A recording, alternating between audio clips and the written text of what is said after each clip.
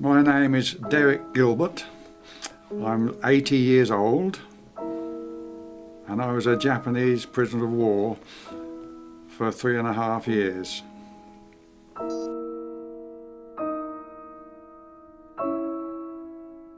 Air transport is being used to speed the repatriation of prisoners from the Pacific War. Men of the 8th Division taken prisoner at Singapore, but now their luck has changed. They are back from the hell of their Japanese prison camp. 15th of February 1942, we capitulated to the Japanese, and we had 24 hours to wait, and then the Japanese army marched in. We had to line up each side of the road, and the Japanese marched through, and we couldn't believe it. They looked like pygmies. They were all about 4 foot tall. Even the rifles were made specially for them. And when we looked at them, we thought, God, what have we capitulated to? Anyway, after they'd marched through, we had to march to Roberts Barracks in Changi, where we all congregated there, I think about 18,000 of us. These pictures were taken after the camp was liberated by the Allies, but they are enough to give some idea of what the men suffered in their long confinement. In a camp built for 600 prisoners, there were at one time 15,000 herded together.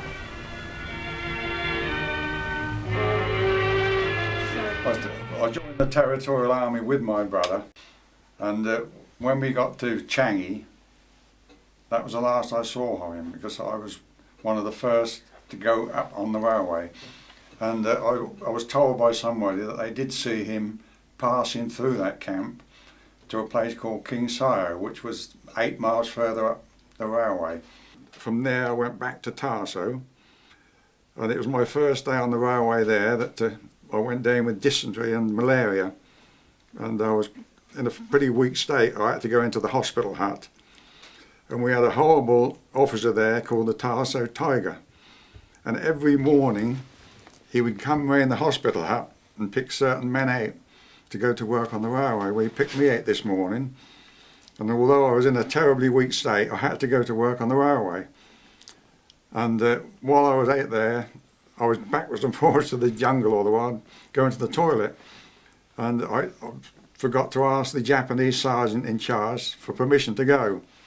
And he called me back and made me stand in front of him, and 2 Japanese soldiers lifted a sleeper up. You know what a sleeper is?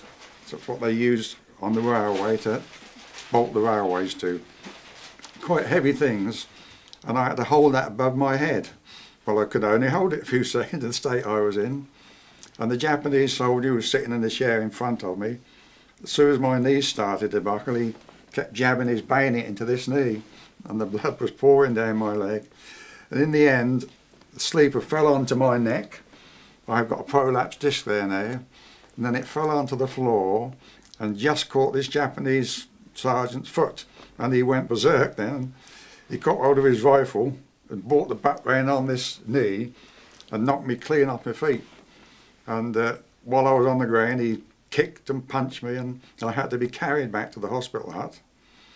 And the medical officer there suspected a fracture where he'd hit me with this rifle butt. And I was in the hospital hut then for about 3 months before I could even walk. But as soon as I could limp, I had to go back to work on the railway. But this leg, I don't know whether you'd like to see it. Yeah. It's pretty gruesome. I'll have to drop my trousers, but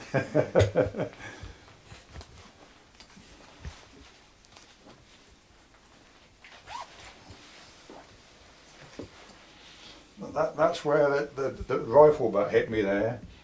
And I don't know if you can see, where the bayonets went in here. You probably see that one still there after all these years. Yeah. And this all developed since. I've got osteoarthritis in that knee now.